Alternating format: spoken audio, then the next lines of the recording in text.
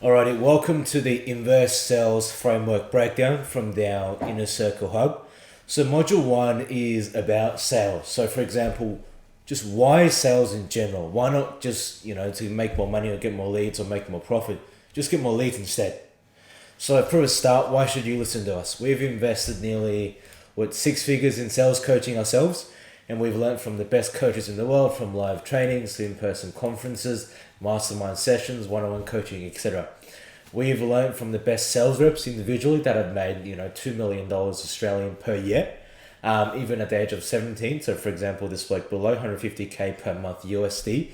I hosted this person on my own podcast. It's on YouTube if you'd like to watch. We were even in attendance at the National Sales Conference on the Gold Coast in 2024. You can see this on our Instagram if you like. The thing is, we don't know how to be on the tools, but we do know how to sell. And we know our processes work, proven by our partner results, which are once again plastered all over our social media. And we have people that reach out individually for sales training all the time, which we charge good money for. So how do we use this, or how do you use this training? This training is designed for you to go over and again to refresh yourself when you get stuck. It's not a one and done. You can watch this on 1.25x speed or 1.5x speed as you wish. But remember to take notes. So welcome to the training. It's the inverse sales framework for a reason. Instead of hard selling, which is outdated nowadays, we want to do the inverse. So to give you context, as part of this 4-step process, to win a job, it's a step-by-step process. What that means is it's split into 4 parts. And each part must be working successfully in order for you to win revenue and profit and income and all of that. If one area, so one pillar, is below KPI or in the poor stage or not being dialed in, then it'll be a bottleneck. So if you work with us, the marketing would already be done for you. So that's like solving 90% of issues that keep businesses stuck nowadays. But we can't do the sales for you. So it goes marketing, sales, job one, and obviously revenue. So when you work with us, we would have done 90% of the hard work, which is marketing, making sure that marketing works in the first place, or even partially of sales if we place you with a fully managed sales agent. So someone that does the phone sales for you, but obviously not the in-person sales. But the thing is, we can't do your quotes, your follow-ups, meet the leads, close the leads, do all of that for you. We can't. Right? It's the same thing as, for example, I'm a personal trainer and I take my student or my trainee or just anyone that wants to learn from me to the best gym possible, give them the best supplements, the best routine, the best machinery, but we won't be able to lift the weight for them. And what gets the result ultimately is the person lifting the weight. So we can't do your quotes, your follow-ups, your lead, or close the deal for you. And no matter how well-class the marketing is, if you, the business owner, cannot turn leads into revenue, then you, your business, and even us fails. That's why I'm emphasizing sales so heavily. So all 4 parts, 1, 2, 3, 4, must work in sync for the business to run effectively. What I always get is, though, people that say, hey, I'm really good at sales. Number one, no person in the world is already good at sales.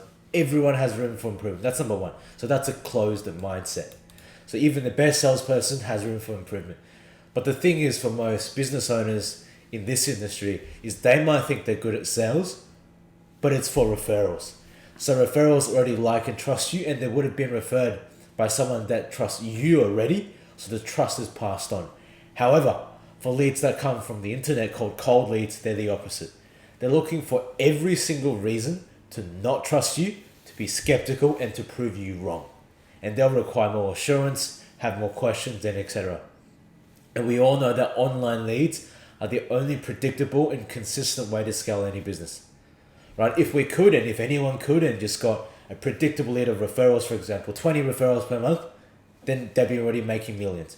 However, that's not the case. You only get so many referrals, and at a certain time, you have to use cold leads online to truly scale the business and get consistency, get the quality, and get the right pipeline of leads to turn into revenue profit.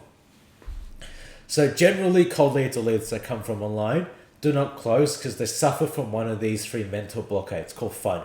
So fear, uncertainty, and doubt. So fear is, for example, what if this goes wrong? So it's fear of this going wrong. Uncertainty is, okay, they're not clear, so I'm not sure what this process looks like. And doubt is, I doubt that this person can get me to my desired result. So for example, can John really do what he claims by turning my bathroom from A to B? So FUD or fear, uncertainty, doubt needs to be 100% overcome in order to get the prospect to do anything, whether that is booking a quote appointment or after closing a sale. Or to close a sale. So fear, uncertainty, doubt. And to kind of visualize the difference between a company that's doing good and a company that does bad with the same marketing, but with a difference in sales, we can kind of look at it like this. So the importance of sales can be financially modeled. It sounds complicated, but it is very, very straightforward. Most business owners ignore the data and numbers, but the top businesses doing 8 figures a year, they all track the data. So you've heard of it. Data is king. You don't have to be a mathematician to understand. So look at this. We've got company 1, company 2, company 3. They all spend the exact same amount on marketing. So marketing the exact same. They spend the same amount, same number of leads, same quality, everything's the same. However, the sales is different. So the number of leads that they turn from a lead to a quote is different. And the number of quotes that they turn into a close, into a sale is different. So just small 10% changes the ROI, the profit, and the jobs won. For example, company 1 spends $6,000, gets 100 qualified leads, the same as every other company. The lead to quote rate is 50%, the quote to close rate is 40%, which means they only win 20 jobs. And assuming each job is $25K, they win $500,000 in revenue. And assuming 25% net profit margins, their profit is $125,000. So the ROI is 83x. So every dollar they put in, they get 83 back. Company 2, exact same in marketing, same investment, same number of leads. The lead to quote is now 40%, so 10% lower. And the quote to close is 30%, so another 10% lower. So the jobs won immediately go from 20 immediately to 12. Their revenue go from 500K to 300K. The profit goes from 125K to 75K, and the ROI goes from 83 to 50. So same marketing, different sales processes. And we look at company 3. So once again, same marketing. The lead to quote is 30%, the quote to close is 20%, and the jobs won is 6. The revenue is 150K, and the profit is 37.5K. And their return on investment is 25x. So if we put this into perspective, company 1 versus company 3, they win almost more than 3 times the amount of jobs, more than 3 times the amount of revenue, and more than 3 times the amount of profit, and more than 3 times the amount of ROI. And keep in mind, the marketing is the exact same. So this is the power and the difference of sales once you visualize it and turn it into numbers. So in this theoretical scenario, there are 3 companies. All 3 companies spend the same and they get the same results in marketing as seen here. However, the sales results are different as seen here. And this is differently reflected in their results in ROI. So here as well. So company 1 makes 87.5K in extra profit per month versus company 3, despite having the same marketing results. Company 1 gets a 3 times return on their investment in marketing versus company 3, once again, despite getting the same results in marketing. Company 1 wins an extra 14 jobs a month versus company 3, and once again, despite getting the same results in marketing. I'm emphasizing it because it's really, really important, and people don't want to emphasize it, they want to focus on it. And a big reason for doing that is people don't like to blame themselves for mistakes. For example, as a business owner, you obviously take care of the sales and someone takes care of the marketing. If something goes wrong, any human tends to not take responsibility and they're shifted to someone else. So if my sales sucks, I go, yeah, marketing needs to do a better job. My sales is okay. In actual fact, your sales could be below KPI or just very poor. Obviously, these are theoretical results, but it puts everything into perspective. So just a small 10% improvement from lead to quote and quote to close can mean a huge difference in the above. So what's more interesting is if company 1 due to more jobs won and more revenue and more customers, just gets an extra 10% of revenue. So from the referrals that come out of those because they've won more sales and got more customers over 1 year, company 1 can make $1 million extra, right? So $1 million, so plus $100,000 in extra referrals equals $1.1 million in extra revenue. So $1 million in extra revenue, just in extra jobs won, because their sales was just better, and an extra 100k, assuming that the extra people, only 10% of those refer to someone else. So sales is not just the immediate effects or immediate difference in making more money, but as the effects compound and as each new client and as the differences compound, then you see those bigger results. And all of that, an extra million.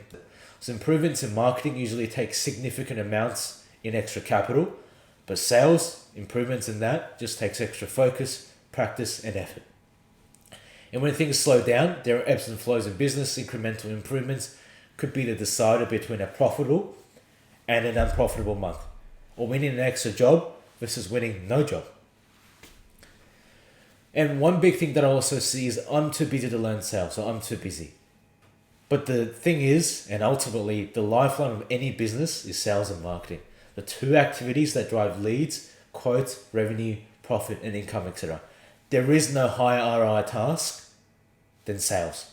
So if you're prioritizing any other task or saying, I don't have enough time, I'm too busy, it means you're not managing your time effectively, you haven't managed your task properly, and you haven't delegated accordingly from your highest ROI tasks to your lowest ROI tasks.